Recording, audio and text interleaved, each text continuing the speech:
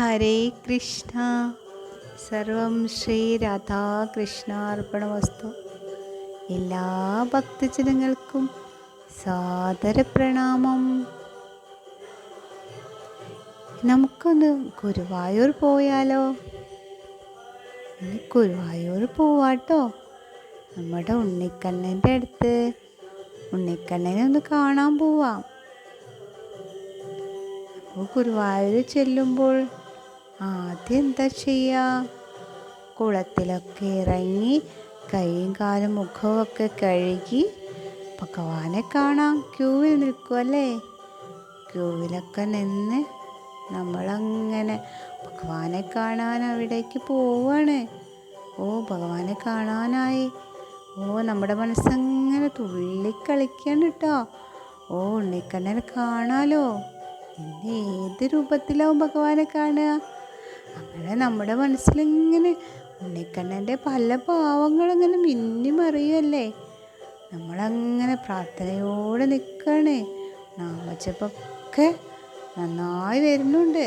നമ്മളങ്ങനെ നാവിൽ നാമജപം, മറ്റ് സംസാരങ്ങളൊന്നുമില്ല. ഭഗവാനെ കാണാല്ലേ തിടുക്കായിട്ടോ. അങ്ങനെ ആ ഭഗവാന്റെ തൃപ്പടിക്കലെത്തണതിന് മുമ്പ് നമുക്ക് ഭയങ്കര തിക്കായിരിക്കും. ആൾക്കാരൊക്കെ ഇടിച്ചിട്ട് നല്ല ഭഗവാനെ കാണാൻ എല്ലാവർക്കും പെട്ടെന്ന് കാണണമല്ലോ. അപ്പം ഭയങ്കര തിരക്കാണ്. അങ്ങനെ എങ്ങനെയെങ്കിലും നമ്മൾ ഭഗവാനെ കാണാൻ ആ പടിക്കലങ്ങോട്ട് എത്തും. ആ പടി അങ്ങോട്ട് കയറുമ്പോൾ എന്താല്ലേ ഒരു സുഖം, അനുഭൂതിയാണ്.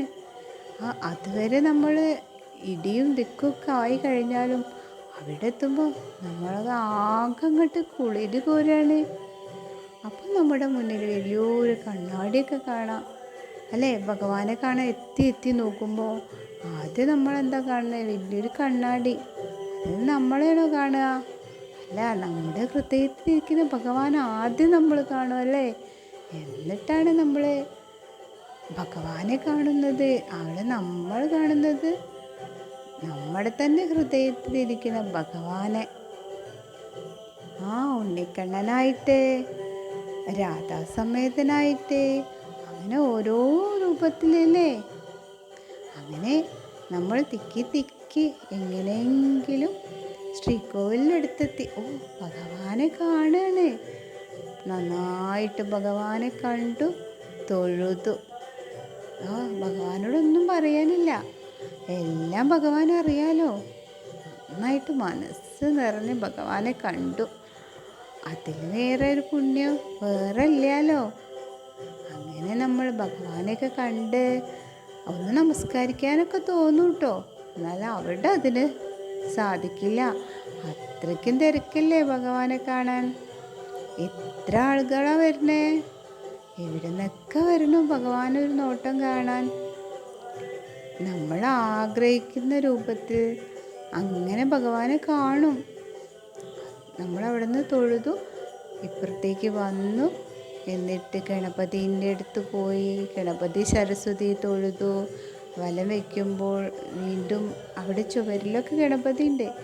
പിന്നെ മത്സ്യം, കൂർമ്മം, അങ്ങനെ ഓരോ അവതാരങ്ങളൊക്കെ ഉണ്ട് അവിടെ. ചുമരിലൊക്കെ ഭഗവാനെ കണ്ടു. പിന്നെ അവിടെ വന്നിട്ടു അനന്തശായി ആയിട്ടുള്ള ഭഗവാൻ ലക്ഷ്മി ദേവി പാദമൊക്കെ മടിയിൽ വെച്ചിട്ട് ഭഗവാന്റെ പാദം അങ്ങനെ തടവി കൊടുക്കണു. ഭഗവാന്റെ നാഭിച്ചുഴിയിലെ ആ താമരത്തണ്ടിൽ അതാ ബ്രഹ്മദേവ ഇരിക്കുന്നു. ആ താമരയിലെ അങ്ങനെ ഒരുപാട് അല്ലേ നമ്മളങ്ങനെ ആ അനന്തശായിട്ടില്ല ആ ഭഗവാനെ കണ്ടു, തൊഴുതു. പിന്നെ അവിടെ ആ പുറകിൽ ശ്രീകോവിലിൻ്റെ പുറകിൽ നമ്മൾ നമസ്കരിക്കണു. അങ്ങനെ ഭഗവാന്റെ കാൽക്കൽ വീണ് നമസ്കരിക്കുകയാണ്.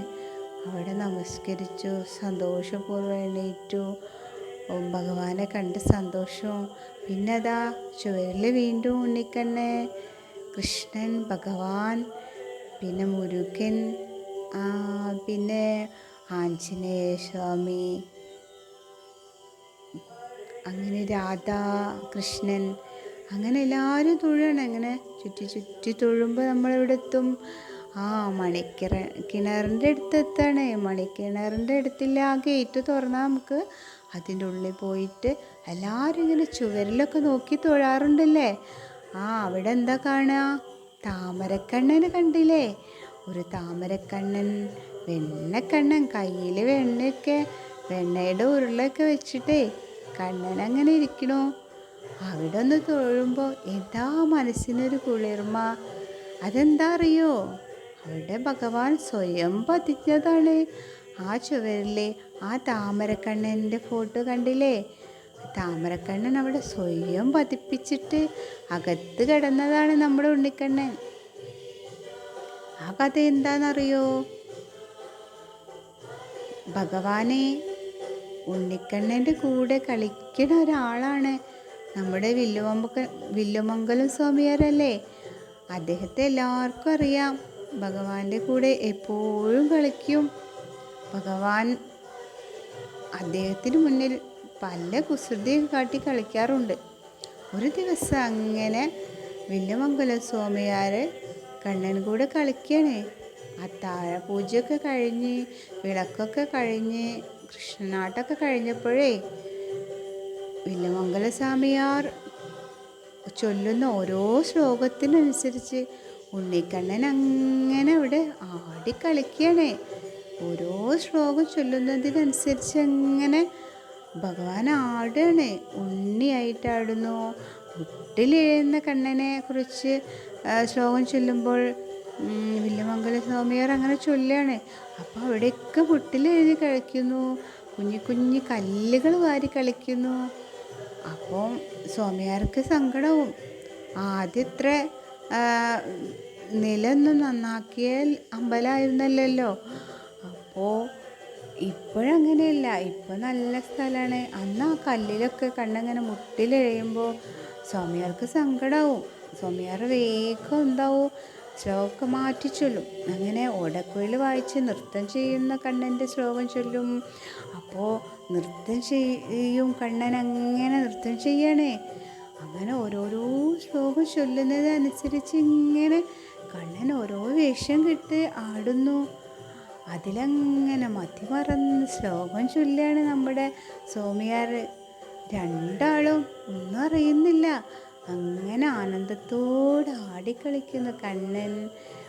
അതിനനുസരിച്ച് ഓരോ ശ്ലോകങ്ങൾ അങ്ങനെ ചൊല്ലുന്നു സ്വാമിയാരെ. നേരം പോയത് രണ്ടാളും അറിഞ്ഞതേയില്ല. നിർമാല്യത്തിന് നട തുറക്കാൻ തിരുമേനി വരുന്ന ശബ്ദം കേട്ട് മെതിയടിയുടെ ശബ്ദമൊക്കെ ഇങ്ങനെ കേട്ടപ്പോൾ കണ്ണൻ കരുതും, ഇനി ഇവിടെ എത്തുമ്പോഴേക്ക് പോവാലോ എന്ന്. അങ്ങനെ ഇവിടെ എത്തി. താക്കോൽ തിരിക്കുന്ന ശബ്ദം അതാ. അപ്പോഴേ താമരക്കണ്ണനായിട്ടുള്ള ശ്ലോകം ചൊല്ലായിരുന്നു വില്ലുമംഗല സ്വാമിയാരെ. കയ്യിൽ ഉരുളയൊക്കെ വെച്ചിട്ട് താമരക്കണ്ണനായിട്ട് ഇങ്ങനെ ആഴുമ്പോഴാണ് ആ താക്കോൽ തിരിക്കുന്ന ശബ്ദം കേട്ടത്.